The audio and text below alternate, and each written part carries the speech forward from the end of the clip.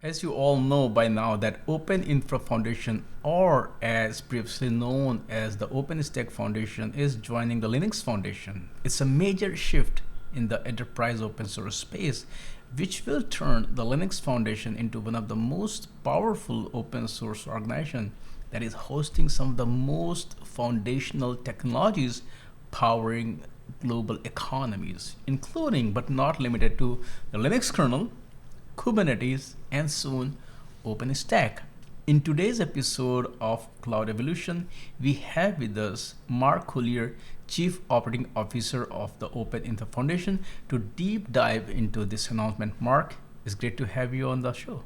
Thank you. It's great to be back on. Yes, my pleasure. And a lot of exciting things are going on. So I will not do any intro. I would ask you, what is going on between the Open Infra Foundation and the Linux Foundation? Yeah, no, it's very exciting. I think that, what we have been looking at doing is really thinking about how we can join forces with the Linux Foundation. And, this is something that our board took a close look at, and we got really excited by the potential here when you think about all of the incredible projects that are already part of the Linux Foundation and how they've been able to, you know, establish a base of like 1,000+ projects, way more than 1,000 companies, and just thinking about how could this really accelerate some of the momentum we've been experiencing lately around OpenStack and Kata containers in our projects. How could this be like a really good thing for our projects for the future? And so just a few days ago, I think a couple days ago, actually, our board voted to approve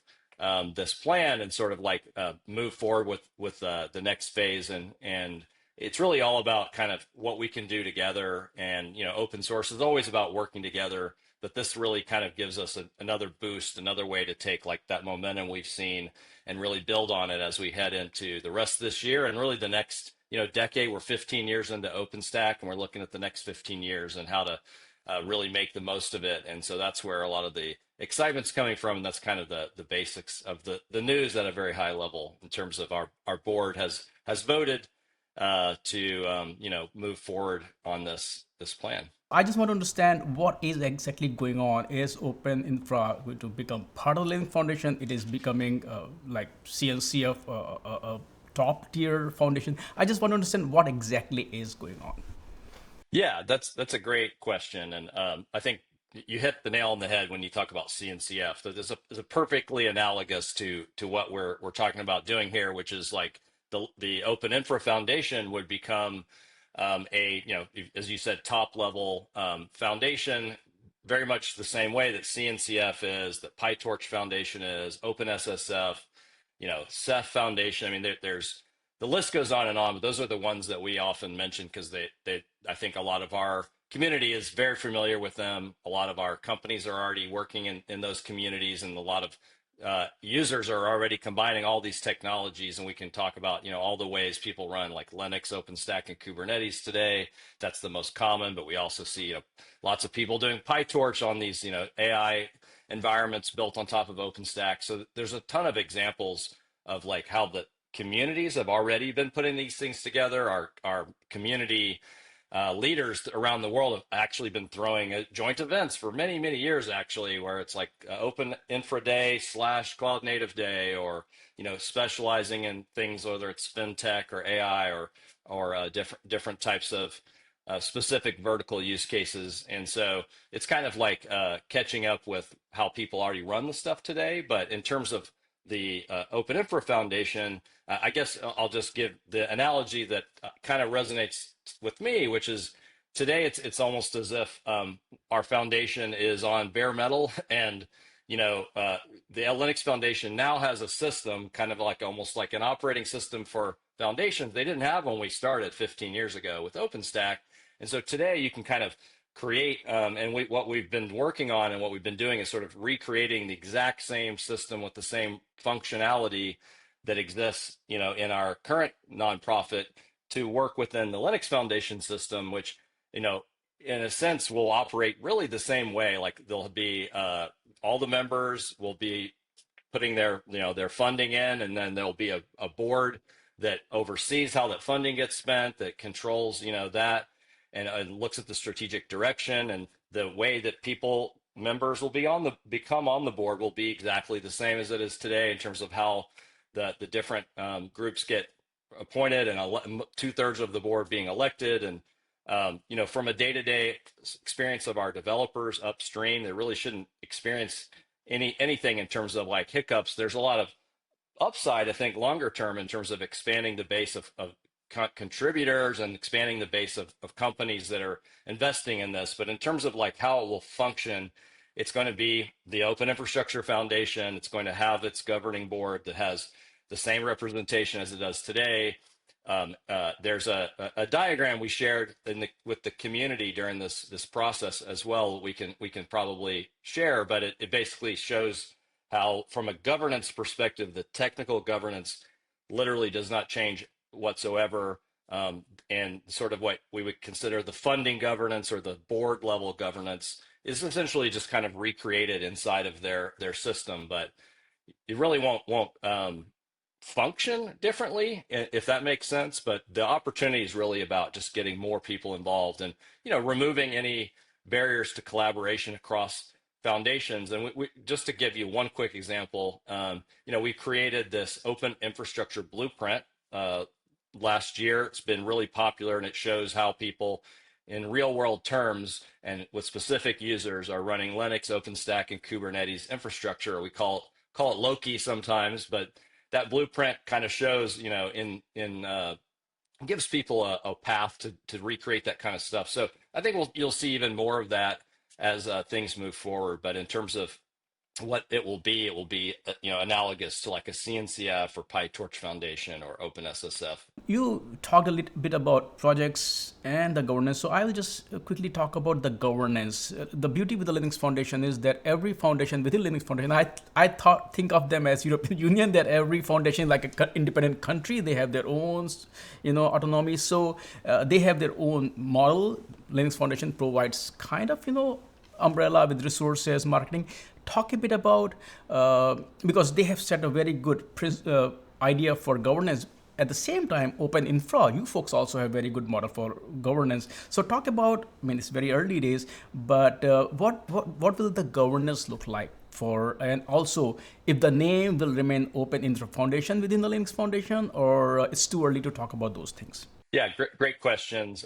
It will remain the OpenInfra Foundation as the name, and absolutely one of the first things that we did when we started to take this, as a serious possibility, is we looked and said, okay, is it possible within their kind of system, their network of foundations to preserve and recreate like the things that really matter to us, the way we govern ourselves today, and really even more deeply than that, the philosophy of the four opens that we've talked about over and over again. It's really, really important to our community, to how we come together, how we collaborate, and how we actually produce the software and oversee the foundation.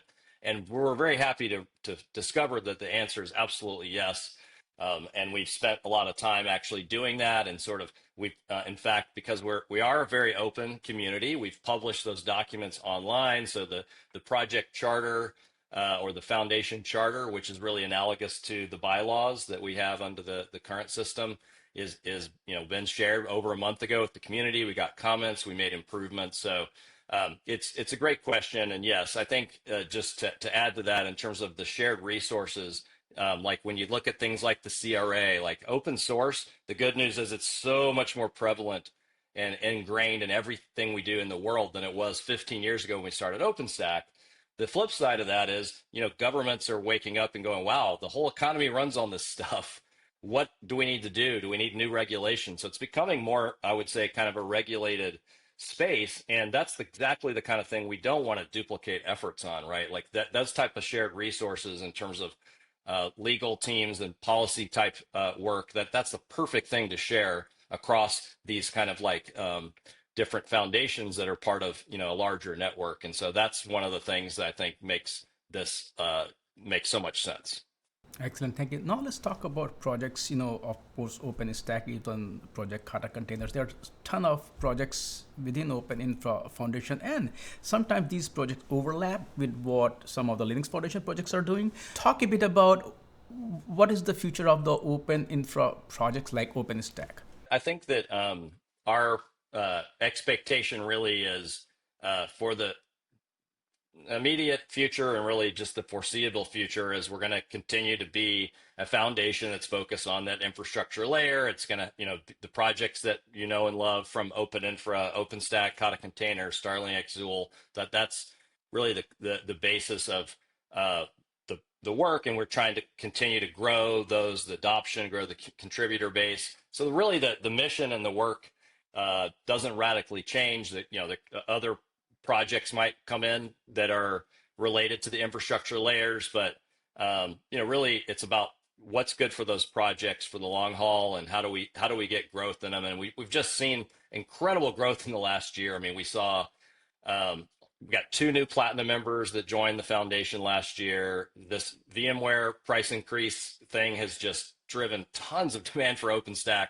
So what we really want to do is just kind of pour more fuel on that fire, and do this in a way that just is only an accelerant on the trends we're already seeing. Walmart just spoke at our event last week and said they're well over 1 million cores of compute. Geico just announced last year they built a massive deployment of OpenStack, and they're moving a lot of their workloads off of hyperscalers, off of VMware. So we just keep seeing these trends, and we just want to make sure that whatever we do preserves what's working, but also just kind of further accelerates all that stuff. And we can talk about AI whenever you want. I'm always happy to talk about the AI component. Now, while it's pretty obvious after listening to you, but what does it mean for the OpenStack and OpenInfra community? What Jim used to say, or he still says, that open source is a positive sum game. Everybody wins here. And I feel that by joining these forces, I think it's win-win for everybody, because they will also be able to take advantage of a lot of other Linux Foundation projects. So from my perspective, it looked like a win-win. But how do you see community looks at this, the joining forces of 2 organizations here? I'm a huge believer in positive sum games, and I think like zero sum thinking is, quite frankly, like one of the most corrosive mindsets that people can fall into in the world. And I'm always trying to tilt people towards thinking about positive sum games and abundance, and how we build more stuff together rather than sort of like seeing it as a fixed pie. And I think that that's exactly the kind of thinking that will continue to align us as we work together across these different foundations. So I mean, I couldn't be more optimistic, and I'm dying to talk about AI, but I'm gonna hold back till you're ready for that one. Now, I have been covering OpenStack from its early days, but I would like to hear from you. How have you seen the evolution, the adoption, the growth of OpenStack specifically, and what it would mean for OpenStack? And I mean, if you look at CERN, the square rate, I mean, the adoption of OpenStack, then you're not talking about 5 or 6, or you're talking about thousands of cores. So talk about the adoption, and what would this, collaboration would mean for those users who are using OpenStack at that scale. Yeah, I mean, I think that what's really amazing is that we've seen kind of like a number of trends that have kind of reignited interest in OpenStack, and a lot of the users that have been with us for years just quietly keep growing their footprint. Walmart's over 1 million cores now. I think we have several companies that have multiple, have millions of cores. It's Walmart, China Mobile, Line, which is a huge in Japan, Workday, I think Huawei. We have a bunch of other users that are in the tens of thousands or hundreds of thousands of cores. I think Geico was last year announced. Bloomberg's a big one. OVH in Europe. I mean, the list goes on and on. The top 10 largest banks in France all run OpenStack because of digital sovereignty and wanting the data to be secure and private and local. So all of those trends, I think, it's just creating new demand for new infrastructure and building it with open source, and OpenStack's the obvious answer for that. So I think we're just going to see more of that and more awareness. Frankly, I think just there's more talk today of infrastructure globally in the mass media and the tech media. Just like people kind of took infrastructure for granted during certain phases, and now there's kind of this re-examination of, wow, we actually need to build a bunch of new infrastructure. So the talk of infrastructure is coming back. The infrastructure never went away. OpenStack kept growing, but I think we're getting more awareness of, wow, how strategic infrastructure is to the world, and open infrastructure being OpenStack powered. It's just a great time to be around if you're OpenStack and looking at the next 15 years. And partnering with Linux Foundation is one of those best ways we can sort of double down on all those growth trends. Excellent, thank you. Of course, we talked about some of those use cases, but also look at some of the most exciting, or at least the hype thing that are going on these days. Of course, AI has been around for a long time, but LLMs, Gen AI has kind of rekindled interest in AI. Talk a bit about what are some of the trends or patterns or kind of technological evolution that kind of led to this partnership, and how does OpenInfra Foundation look at things like AI, Gen AI? I think when you think about the building of like sort of net new infrastructure, how infrastructure has evolved, Jensen from NVIDIA fame recently said there's $1 trillion of current infrastructure that's accelerated compute, sort of enabled basically GPU filled with GPUs in the world. We need to build another $1 trillion worth.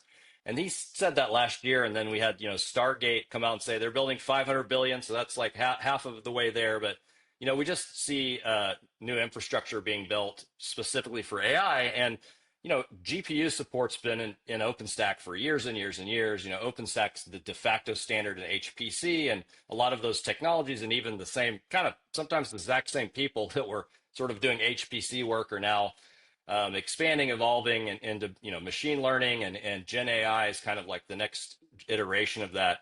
So we saw things like live migration for GPU workloads land in the Caracal release last year. So there's like real under the hood kind of improvements that continue to happen. But we see like real world users like the Dawn supercomputer. It's the fastest supercomputer for AI in the UK ever built. And one of our member companies, Stack HPC, is helping build that. It's all based on OpenStack. There's another user, FPT Cloud. I always want to say FTP because of FTP protocol, but it's FPT. I skip that backwards. That's based in Vietnam. They also have a big AI cloud in Japan. And I think, we have just a lot of users like that. And some of our existing users, of course, are all building their own AI workloads for Gen AI, and they already have sort of OpenStack clouds. So I think that that's just a big driver. And if we kind of like connect that to the larger ecosystem and the larger set of technologies out there, people are doing it with Linux, Kubernetes, OpenStack, and things like PyTorch that have their own foundation that are part of the Linux Foundation network, the PyTorch Foundation. There's LFAI and data. There's even at the hardware level, you've got RISC-V Foundation that's part of this kind of grouping as well. And so it's just a really exciting time to be a critical building block, but we have to just make sure we're always looking at the holistic picture. What are all the building blocks? Let's make them all work together, because you can't sort of work in silos, even if you're sort of at different layers, and expect it all to work well. So that open infrastructure blueprint, I could see us doing a version of that that's maybe like focused on AI. We have some work groups spinning up around how to use OpenStack for AI. And so those kinds of things I think are going to be really exciting in the next few years, driven by all this AI demand. Excellent, thank you. Now, if you look at the history of OpenStack and OpenInfra Foundation, as you folks evolved, you folks, kind of led a lot of evolution and kind of, solved a lot of problem there for a lot of folks. If you look at, future, what are some of the challenges or problems that you see are still there in this world, which were too big for just the open infra to deal with, and by this partnership you're like, now we can take on those challenges as well? I would say that probably kind of going back to something I mentioned earlier about just the way that open source has taken over the world, and it's really ingrained in the everyday fabric of sort of like the global economy. And different countries, governments are kind of waking up to that and going, wow, we need to, what is our economy running on? Open source? Like, who's running it? What are the regulations? And a lot of times they're thinking they need new regulations. Also, just frankly, geopolitical tensions. We have, trade wars being bandied about. Like, those are all complex issues that frankly, I think, we can't take for granted. We're going to have another 15-year boom in open source like we had the last 15 years. We're going to have to really fight for this future. And we've achieved a lot, but we want it to just continue to grow. And when you look at like the legal challenges and all the sort of policy stuff, that's the kind of work that you really need to pool your resources on and not duplicate efforts, because we're talking about world governments here, right? And that's not a small task to kind of make sure that as those regulations get written that apply to open source, like the CRA, or if you look at AI regulations, I'm of the opinion that every single AI regulation is in some way potentially a regulation on open source itself. I don't think everybody necessarily sees it that way, but that's kind of the lens I look through it. And so we've got to have a voice in all those conversations. We've got to make sure those lawmakers don't, go down the wrong path, and they don't necessarily always know a lot about open source as much as those of us have been doing it for years. So that's probably one of the biggest things I see as the rising challenge that we'll be able to face much better as a unified effort, and sort of pooling our resources for that type of global work to make sure open source remains global, because that's so key to the positive sum approach to it. Mark, thank you so much for joining me today and explain this partnership. I am excited because I have been covering Linux Foundation before the Linux Foundation was created, and I've been covering OpenStack Foundation before it was OpenInfra Foundation. So it's really great to. I mean, I feel that this is the true, spirit of open source, to work together and solve some of the much bigger problem, as you mentioned. So thanks for your great insights, and I look forward to chatting with you folks again. Thank you. Sounds good. Thank you.